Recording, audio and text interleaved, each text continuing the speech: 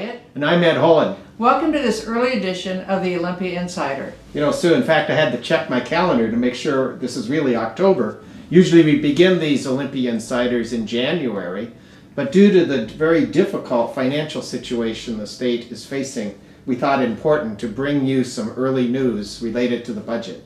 Yes, with the most recent economic forecast, it seems like there's still a continued downturn in our economy, and we are facing another $2 billion shortfall for the supplemental session.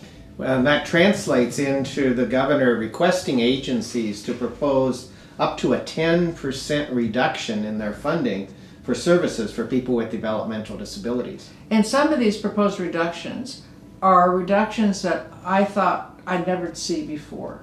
We're talking about having to once again suspend the Individual and Family Support Services Program, and that'll affect about 1,000 families.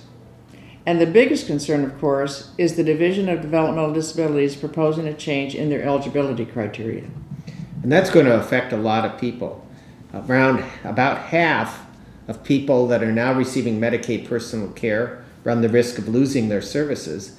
In addition, about 5,700 people that are now served on the Holen community-based waiver could also lose their services.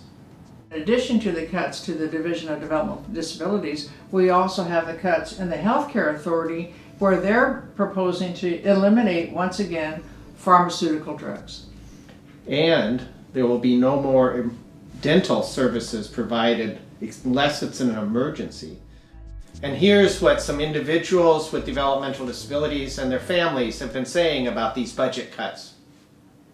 The biggest thing for me is that I'm worried about the personal care cuts, because I receive personal care. And without personal care, I wouldn't be able to get out of bed. Services that are being proposed to be reduced are some of the most cost-effective services that we have in the community. I wish you would just leave healthcare alone. We, as a community and as a society, have reached this level is just sickening. This is getting very, very scary, and there's people in the world that's not going to have a place to live or have anything. Almost everybody's going to be impacted, even if people at the end of the day still have services. There are going to be impacts, maybe in terms of the ability to deliver those services in kind of a seamless way. I mean, there's going to be impacts all the way along the line, it seems to me. So everybody's going to be affected and impacted. One of the things that you might want to do is on November 28th, the day that the legislature starts their session, we, with a lot of other organizations, have decided that we're going to have a rally on the steps of the Capitol. Come down and join us so that the voices of the people we advocate for can be heard. You know, the math of it is very simple. Right. You know, we're not bringing in enough revenue to cover the costs.